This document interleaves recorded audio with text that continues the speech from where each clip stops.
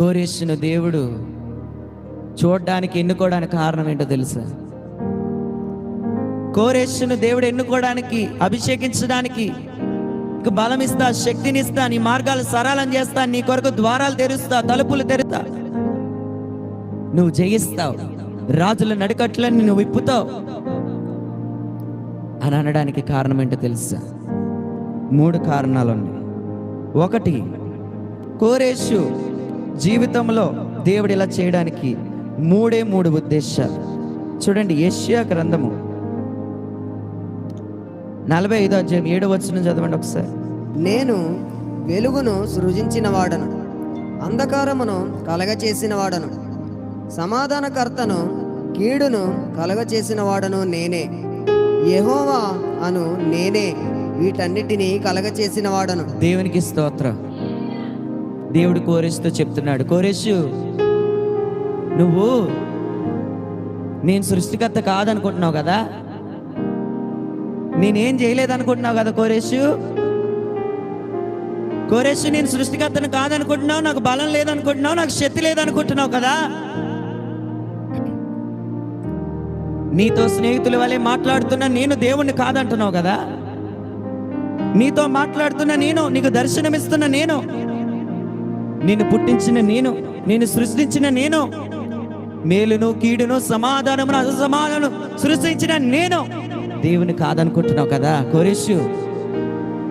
అయితే ఇప్పుడు నువ్వు నీవు ఆరాధిస్తున్నవి నేను సృష్టించిన, నేను సృష్టికర్తను, నేను సృష్టికర్తనై ఉన్నాను.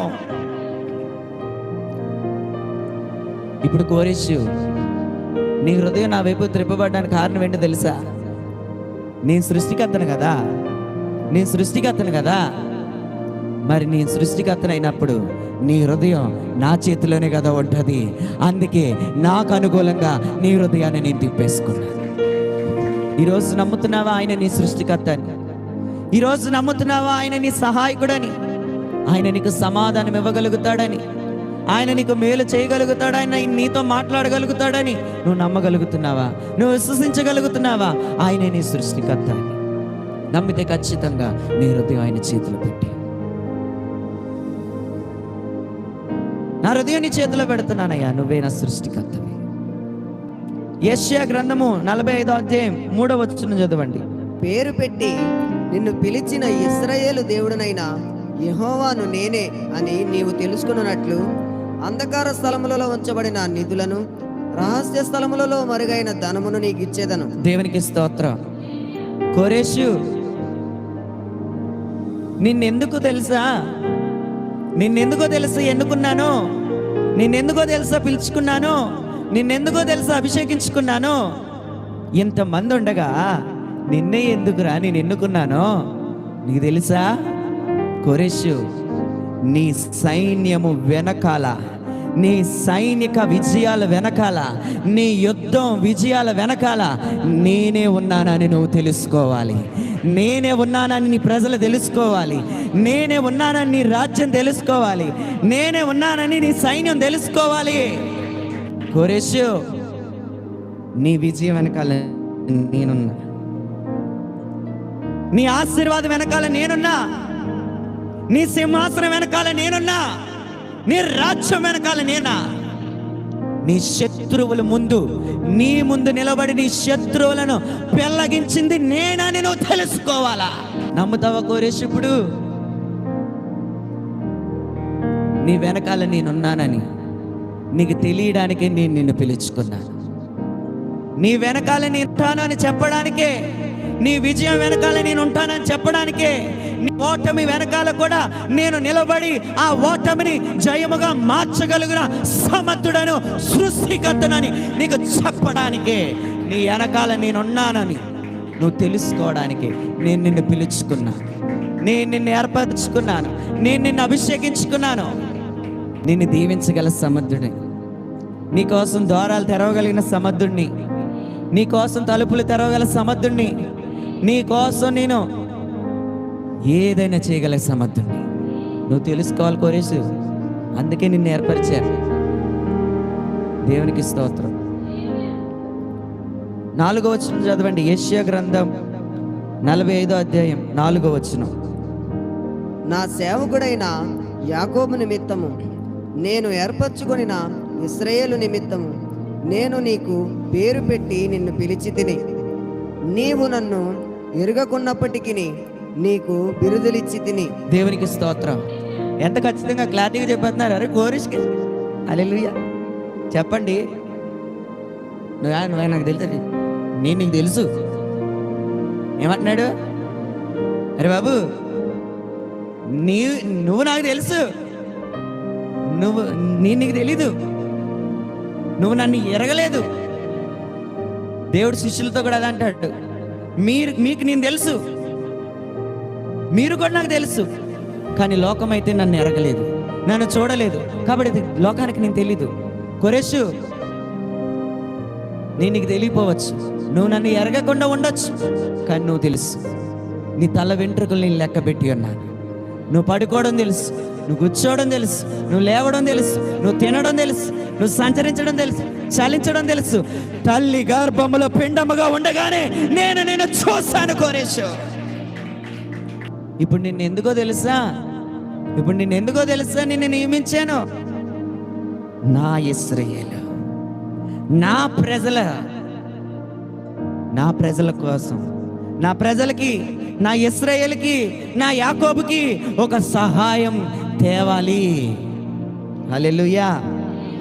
ఒక సహాయకుడిని నేను తేవాలనుకుంటున్నాను. ఎందుకు? నాకు నువ్వే కావాలనిపిస్తుంది. అప్పుడు కోరేష్ అనొచ్చు, మ్యాక్సిమం ఇలా అనుకుంటున్నాను. ఎందుకు నన్ను ఎన్నుకున్నావు?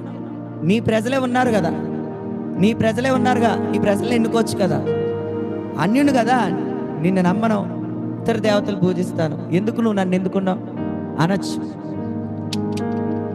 దేవుడు కోరేసుల పిచ్చోడు కాదు. హల్లెలూయా. ముళ్ళును ముళ్ళుతోనే తీస్తాడు. ముళ్ళుతోనే తీయాలంటారు కదా. దేవునికి స్తోత్రం.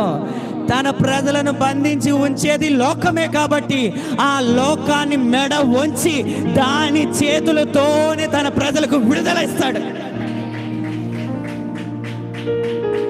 హల్లెలూయా. నిన్ను బంధించి ఉంచిన శ్రమ, నిన్ను హింసిస్తున్న శ్రమ, నిన్ను బాధిస్తున్న శ్రమ, ఆ శ్రమకే దేవుడు పిలిపిస్తాడు. ఏంటో తెలుసా? ఎల్లు, నువ్వు ఇప్పుడు దాకా నా బిడ్డను శ్రమ పట్టావు కదా, ఇప్పుడు నా బిడ్డకు నువ్వు ఆశీర్వాదకరంగా మారు, సహాయపడు, మేలు చెయ్యి, వారిని విడిపించు అని శ్రమకే మెడ వంచి బుద్ధి చెప్పి నీ దగ్గరికి పంపిస్తాడు. హల్లెలూయా, హల్లెలూయా. అబ్బా కోరేషు, ఒక సహాయకుని తేవాలనుకుంటున్నానయ్యా, ముళ్ళును ముళ్ళుతోనే తీయాలనుకుంటున్నానయ్యా, కాబట్టి నిన్నే. దేవునికి స్తోత్రం. హల్లెలూయా, హల్లెలూయా. తర్వాత చూడండి, యెషయా గ్రంథము 45వ అధ్యాయం 6వ వచనం చదవండి. తూర్పు దిక్కు నుండి పడమటి దిక్కు వరకు నేను తప్ప ఏ దేవుడను లేడని జనులు తెలుసుకున్నట్లు నీవు నన్ను ఎరగకున్నప్పటికీ నిన్ను స్థిరపరిచి తిని, యెహోవాను నేనే, నేను తప్ప మరి ఏ దేవుడునూ లేడు. హల్లెలూయా, హల్లెలూయా. కోరేష్కి దేవుడు మాట్లాడుతున్నాడు. వినడానికి చాలా ఇన్సంపుగా ఉండొచ్చు, కానీ మనకి అక్కడ కోరేషు చెంపల మీద చెల్లు అని పడుతున్నట్టు అనుకుంటాను నేను. మాటి మాటికి దేవుడు కోరేషు గుర్తు చేస్తున్నాడు. మూడోదిగా కోరేషుని దేవుడు ఎన్నుకోవడానికి కారణం ఏంటి అని అంటే, ఆయన తప్ప మరి యొక్క దేవుడు భూమి మీద లేడు, ఆకాశం మీద లేడు అని అందరూ తెలుసుకోవడానికి. ఆయన తప్ప వేరే దేవుడు లేడంటే, ఉండడు, ఉండబోడు, రాలేడు. హల్లెలూయా, హల్లెలూయా. యేసు ఒక్కడే దేవుడు, యేసు ఒక్కడే సజీవుడు, యేసు ఒక్కడే సృష్టికర్త, యేసు ఒక్కడే శక్తిమంతుడు, యేసు ఒక్కడే పవర్ఫుల్ మ్యాన్. హల్లెలూయా. యేసు ఒక్కడే సజీవుడు, యేసు ఒక్కడే పునరుద్ధానుడు, యేసు ఒక్కడే మరణాన్ని జయించినవాడు, యేసు ఒక్కడే రాజ్యములను జయించినవాడు, యేసు ఒక్కడే లోకమును జయించినవాడు, యేసు ఒక్కడే సాతాను తలను శీఘ్రముగా పాదాలముకు త్రొక్కివేసినవాడు. యేసు ఒక్కడే దేవుడు, యేసు ఒక్కడే సృష్టికర్త. ఆయన తప్ప మరి ఒక దేవుడు లేడు, ఉండడు, ఉండబోడు, రాడు, రాలేడు. కోరేషు, నువ్వు తెలుసుకున్నావు కదా, కోరేష్ నువ్వు తెలుసుకుంటున్నావు కదా, ఇప్పుడు వెళ్ళి చెప్పు నీ ప్రజలకి, నేనే దేవుడిని. నీ విజయం వెనకాల నేనున్నానని చెప్పు, నీ రాజ్యం వెనకాల నేనున్నానని చెప్పు. ఈ సృష్టికర్తకు నేనే అని చెప్పు. కోరేషు, నా ప్రజలు బాధతో ఉన్నారయ్యా, నా ప్రజలు ఇబ్బందితో ఉన్నారయ్యా. కోరేషు, చెరబట్టిపోతున్నారయ్యా నా ప్రజల్ని, నా ప్రజలు బాధలతో ఉన్నారు, కష్టాలతో ఉన్నారయ్యా, ఇబ్బందులతో ఉన్నారయ్యా.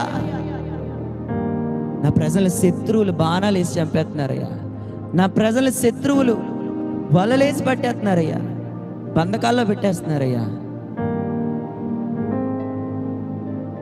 నా ప్రజలు విడిపించడానికి నీకు బలాన్ని ఇస్తున్నాను, నా ప్రజలు విడిపించడానికి నేను నిన్ను అభిషేకించాను, నా ప్రజలు విడిపించడానికి నేను పేరు పెట్టి పిలుచుకున్నాను.